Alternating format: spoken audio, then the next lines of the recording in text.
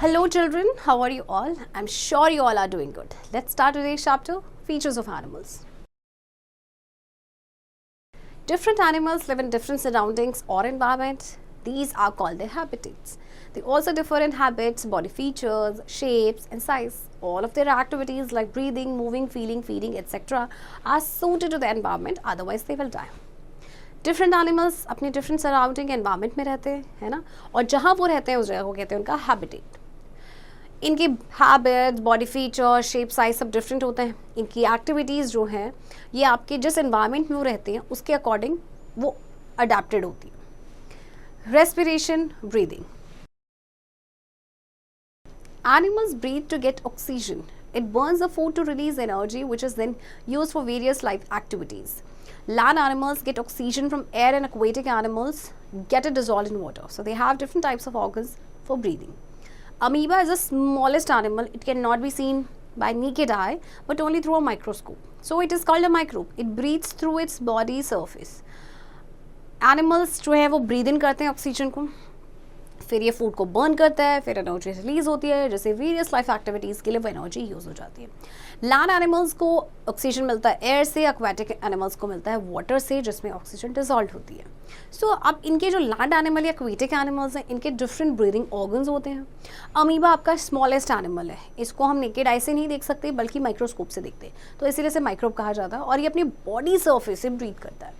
Earthworm too does not have a breathing organ. It breathes through its skin. Insects breathe through holes called spiracles. These lead to air tubes and reach every tissue of the body. The blood of insect does not have hemoglobin, a substance that carries oxygen. So, an air tube network helps in carrying oxygen throughout the body. देखिए, earthworm अपनी skin से breathe करते हैं. Insect की body में holes होते हैं जिन्हें कहते हैं स्पाइरिकल्स. और क्योंकि जो इंसेक्ट की बॉडी में जो ब्लड होता है उसमें हीमोग्लोबिन नहीं होता है, तो इसीलिए जो एयर ट्यूब होते हैं नेटवर्क वो ऑक्सीजन को कैरी करने में हेल्प करते हैं. Fish breathe through gills. It takes water in through the mouth that passes out through gills. Oxygen is absorbed into the blood from the blood vessels in the gills. And fish तो आपको पता ही है कि gills के through breathe करते हैं. Crabs, oysters and tadpoles also breathe through gills. ये animals भी जो हैं आपके gills के through ही breathe करते हैं. Breathing in frogs is most interesting. They may breathe in the following 3 ways. Tadpoles have gills to breathe. Adult frogs breathe through their moist skin while in water. They breathe through their lungs while on land. अच्छा देखिए, breathing जो है ना frog में बड़ा interesting है. जब ये टेडपोल होते हैं तो ये वाटर में होते हैं इसलिए गिल्स से ब्रीथ करते हैं. जब एडल्ट फ्रॉग पानी में होता है तो मॉइस्ट स्किन से, जो वो लैंड पे होता है तो लंग्स से ब्रीथ करते हैं. Birds, reptiles and mammals breathe through lungs. The air is taken in through nostrils which reaches the lungs through the windpipe. The lungs have a network of very thin blood vessels. Oxygen is absorbed into the blood from the air and carbon dioxide from the blood passes out into the air. Whales and dolphins are mammals. Though they live in water, they breathe through lungs. They come up to the surface of water for breathing in air. Bird, reptiles, ये mammal जो है lungs के through breathe करते हैं. तो air जो है इनके nostrils से जाती है lungs तक windpipe के through. फिर lungs में ना एक network होता है thin blood vessels का. Oxygen आपकी absorb होती है blood में air से, and carbon dioxide from the blood वो आपका पास आउट हो जाता है एयर में. अच्छा, वेल्स एंड डॉल्फिन्स की बात करें, ये मैमल्स हैं बट ये रहते हैं वाटर में, तो ये लंग्स के थ्रू ब्रीथ करते हैं. ये क्या करते हैं, वाटर के सरफेस पे आ जाते हैं ब्रीथ करने के लिए. लोकोमोशन और movement. Animals move in search of food and meeting place or to seek shelter from enemies. They move in a number of ways. They may crawl, walk, run, climb, jump, hop, fly in air or swim in water with the help of their locomotory organs like scales, muscles, limbs, wings or fins. Most animals have limbs that are modified as per their ways of movement. Mammals usually have 2 pairs of limbs.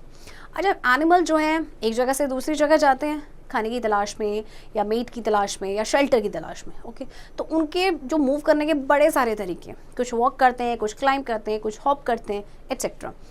Okay, तो अब इनके जो locomotory organs होते हैं जैसे कि scales, muscles, limbs, wings, ये उनको हेल्प करते हैं. ज़्यादातर एनिमल्स के लिम्स होते हैं जो उन मॉडिफाइड होते हैं as per their ways of movement. तो मैमल्स के यूजुअली 2 पेयर्स ऑफ लिम्स होते हैं.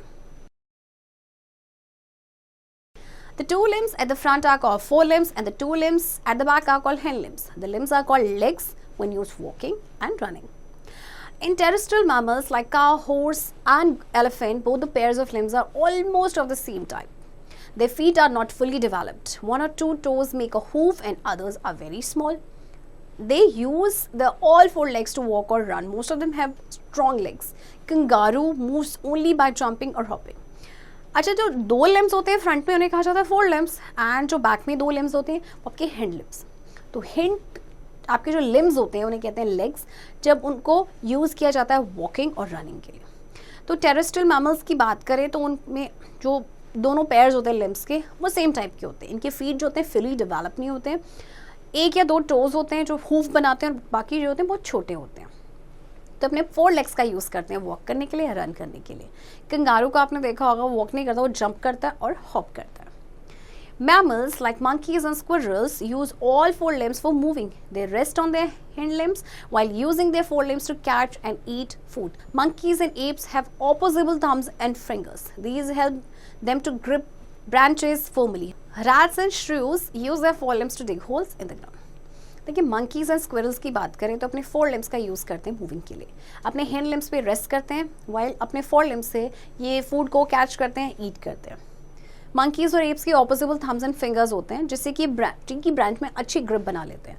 रैट्स एंड श्रूज की बात करें तो अपने फोर लिम्स का यूज़ करते हैं ग्राउंड में होल्स को डिग करने के लिए. Bat is a mammal but it cannot walk on limbs. It has wings to fly. Its wing is made of a thin, delicate, membranous skin which extends from arms to hand and long fingers. It has no feather wings. Bat आपका एक mammal है but ये अपने limbs पे चल नहीं सकती. इसके पास विंग्स होते हैं फ्लाई करने के लिए. इसके जो विंग्स होते हैं वो एक बहुत ही पतले डेलिकेट मेम्ब्रेनियस स्किन से बना होता है जो इसकी आर्म से हैंड्स तक एक्सपेंडेड होते हैं एंड लॉन्ग फिंगर्स तक. इसके कोई फैदर विंग्स नहीं होते. The man is the most developed of all the animals on earth. So are his limbs. He can stand, erect, walk, run or jump with only the hind limbs called legs. At the same time, he can use four limbs and arms for feeding, working, defense or attack. The backbone is flexible so he can bend, stop or turn easily. The child uses his forelimbs and hind limbs both to crawl. अच्छा, जो human being man जो है वो most developed है, right, and उसके limbs भी developed है, well developed. हम सीधे खड़े हो सकते हैं, चल सकते हैं, रन कर सकते हैं, जंप कर सकते हैं हैंड लिम्स से जिन्हें कि कहा जाता है legs. And at the same time अपने फोर लिम्स का यूज़ कर सकते हैं, यानी हमारी आर्म्स का यूज़ कर सकते हैं किसी भी काम के लिए, फीडिंग के लिए, डिफेंस या अटैक के लिए. ब्लैक बैकबोन जो है वो फ्लेक्सिबल होती है जिससे कि वो बेंड कर सकते हैं, स्टॉप कर सकते हैं या फिर टर्न कर सकते हैं ईजिली. एंड जो चाइल्ड होते हैं वो अपने फोर लिम्स का यूज़ करते हैं एंड हैंड लिम्स का यूज़ करते हैं, दोनों का यूज़ करते हैं क्रॉल करने के लिए. The position of the thumb and finger is such that they can be brought opposite to one another to hold things and write and work with different tools. अच्छा, जो पोजीशन होती है thumb and fingers की, आप देख सकते हैं कि इनकी ऑपोजिट होता है एक दूसरे के. इससे हम चीज़ों को होल्ड कर पाते हैं, लिख पाते हैं, ठीक है. Birds have wings to fly. These wings have feathers and are attached to the breast bones of the bird by flight muscles. These muscles help the birds to flap their wings while flying. अच्छा, birds के wings होते हैं fly करने के लिए. ये जो wings हैं इनमें feathers होते हैं और ये अटैच होते हैं बर्ड की ब्रेस्ट बोन के साथ बाय फ्लाइट मसल्स. ये मसल्स बर्ड्स को अपने विंग्स फ्लैप करने में हेल्प करती हैं while flying. Some birds like fowls and peacocks fly only for short distances. Some birds like penguin, ostrich and kiwi cannot fly at all. Four limbs of penguins are used as flippers to swim fast in water. Ostrich can run very fast on its hind limbs, legs. Ducks have webbed toes in hind limbs that help them to swim. कुछ birds होते हैं जैसे foul and peacock, ये short distance ही fly कर पाते हैं, जबकि कुछ आपकी बर्ड्स होती हैं जैसे कि ये हैं, ये आपकी फ्लाइटलेस बर्ड्स होती हैं, ये उड़ ही नहीं पाते हैं. तो पेंगुइन्स के जो फोर लिम्स होते हैं उसको एज अ फ्लिपर या यूज़ करता है अगर इसको वाटर में फास्टली स्विम करना है तो. ऑस्ट्रिच जो है अपने हैंड लिम्स यानी अपने लेग्स में बहुत तेज़ी से भागते हैं. डक्स के वेब टोज होते हैं हैंड लिम्स में जिसको जो हेल्प करते हैं उसको स्विम करने में.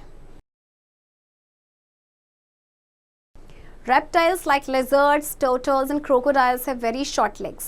They can only crawl with such short legs. Snakes do not have legs at all. They have scales or plates on the other side of their bodies which are attached to their ribs. Ribs act as legs and plates as feet. अच्छा देखिए, in reptiles की अगर हम बात करें तो इनकी legs काफ़ी शॉर्ट होती है. तो ये क्या करते हैं, अपनी इन छोटी लेग से ये सब क्रॉल करते हैं. स्नेक्स के तो लेग्स भी नहीं होते बिल्कुल भी, इनके स्केल्स होते हैं या प्लेट्स होते हैं उनकी बॉडी के अंडर साइड जो उनके रिब्स के साथ अटैच होते हैं.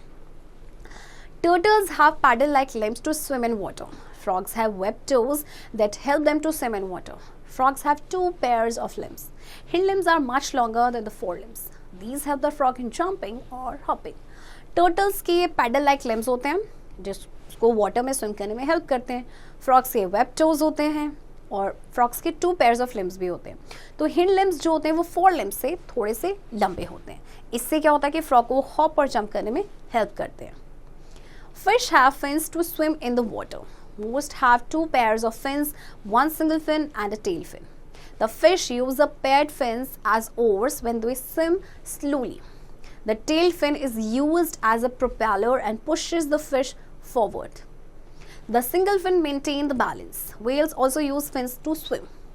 Insects often have 3 pairs of legs. Many of them have 1 or 2 pairs of wings in addition to these legs. Wings of insects different from those of the birds as they are made up of scales rather than feathers. A grasshopper uses its hind pair of long legs for hopping. Insects like butterfly, housefly, honeybee and mosquito have wings to fly. Fins के पास fins होते हैं swim करने के लिए और ज़्यादातर के पास क्या होता है 2 पेयर्स होते हैं फिन्स के, एक सिंगल फिन और एक टेल फिन.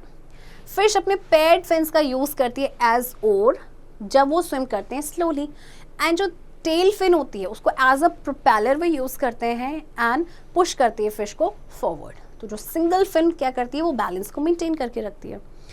इसके अलावा वेल्स के पास भी फिन्स होते हैं स्विम करने के लिए. इंसेक्ट्स के 3 पेयर्स ऑफ लेग्स होते हैं और ज़्यादातर उनके 1 या 2 पेयर्स में होते हैं और विंग्स इन लेग्स के अलावा. तो जो विंग्स होते हैं इंसेक्ट के वो बर्ड से डिफरेंट होते हैं क्योंकि वो फेदर्स की बजाय स्केल से बने होते हैं. ग्रास होपर अपने हिंड पेयर ऑफ लेग्स का यूज़ करता है हॉपिंग के लिए. और जैसे अगर हम बटरफ्लाई या हनी बी या मस्कीटो की बात करें तो इनके विंग्स होते हैं to fly. Earthworm possesses no locomotory organ. It contracts and expands its segment to move. Earthworm के कोई भी locomotory organs नहीं होते. Instead ये क्या करता है, ये अपने segments को contract करता है and expand करता है और उसके बाद से movement होती है. Amazing facts. The elephant can neither run nor jump, but it can walk more rapidly than a man can. Penguin can swim in water faster than a submarine. An ant can carry a weight 200 times of its own weight. आपको मालूम है elephant ना तो run कर सकता है ना ही jump करता है, बट ये वॉक करता है और जितना ह्यूमंस भागते हैं ना तेजी से चलते हैं उससे ज़्यादा. पेंगुइन आपका वाटर में स्विम करता है faster than a submarine. And एंट जो है अपनी बॉडी वेट से 200 टाइम्स ज़्यादा का वेट कैरी कर सकती है. Ostrich is the largest bird in the world. It is about 2.5 meters high and weighs 140 kilograms. Ostrich races are organized in South Africa where riders sit on the saddles on their backs. Kangaroo can hop with a speed of 41 kilometers per hour. A flying hummingbird flaps its wing 90 times per second. A shrew can dig a burrow 90 meters long in one single night. Ostrich largest bird in the world की आपको पता है, इसकी height होती है 2.5 metre and weight 140 kilometres. And कुछ ऐसी countries हैं लाइक साउथ अफ्रीका में ऑस्ट्रिच रेसेस को ऑर्गेनाइज किया जाता है. राइडर्स जो हैं उनकी बैक पे बैठते हैं. कंगारू जो है वो हॉप करता है 41 किलोमीटर्स पर आवर की स्पीड से. फ्लाइंग हमिंग बर्ड जो है वो 1 सेकेंड में 90 टाइम्स अपने विंग्स को फ्लैप करती है. एंड श्रू जो है वो 90 मीटर्स लॉन्ग एक बूरो डक कर सकता है, वो भी सिर्फ एक नाइट में. Forget me not. All activities of animals are suited to their surroundings. Animals have different organs like lungs, gills, moist skin, etc. to breathe. They have these organs according to their surroundings. Limbs in the form of legs, wings, paddles or fins help the animals to move. Terrestrial animals have limbs to move. Snakes have broad plates or scales on the underside of their bodies to crawl on the ground. Aerial animals have wings to fly and aquatic animals have fins, paddles or webbed toes to swim in the water. Man is the most developed animal. He can stand erect on his hind limbs. Children, I hope आपको ये chapter समझ आया होगा and इस chapter की practice अब आप खुद से करें.